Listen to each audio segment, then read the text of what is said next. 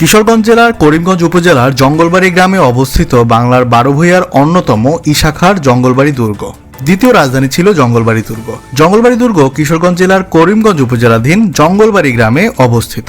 ইশাখা 1585 সালে তৎকালীন কোচ রাজা লক্ষণ হাজরা ও রাম হাজরাকে পরাজিত করে জঙ্গলবাড়ি দুর্গ দখল করেন। দুর্গটিতে প্রাসাদ প্রাচীর নামক প্রাচীর দিয়ে উত্তর দক্ষিণে বিভক্ত দুটি চত্বর রয়েছে।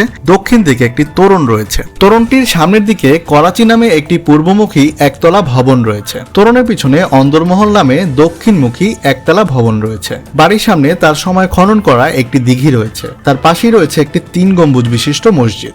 ধারণা করা হয় ইশাখাই এই মসজিদটি নির্মাণ করেন। 2005 সালে 12 জুন দুর্গের ভিতরে দরবার গৃহটি সংস্কার করে ইশাখার স্মৃতি জাদুঘর ও পাঠাগার স্থাপন করা হয়।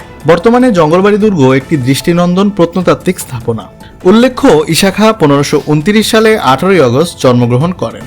তার পিতার নাম সোলাইমান খাঁ। তিনি ছিলেন আফগানিস্তানের সোলাইমান পর্বত অঞ্চলের এক আফগান দলপতির বংশধর। নুসরাত শাহের রাজত্বকালে তিনি বাংলায় বসতি স্থাপন করেন এবং স্বীয় প্রচেষ্টায় ভাটি এলাকার বৃহত্তর ঢাকা ও ময়মনসিংহ জেলার উত্তর পূর্ব অংশ নিয়ে এক স্বাধীন রাজ্য প্রতিষ্ঠা করেন। সোলাইমান খাঁ অন্ততপক্ষে দুবার ইসলাম শাসুরের বিরুদ্ধে বিদ্রোহ করেন এবং 1848 সালে নিহত হন। ইশাখার বয়স তখন 19 বছর। পিতার মৃত্যুর পর ইশাখার পিতৃব্য কুতুবউদ্দিন তাকে লালন পালন করেন।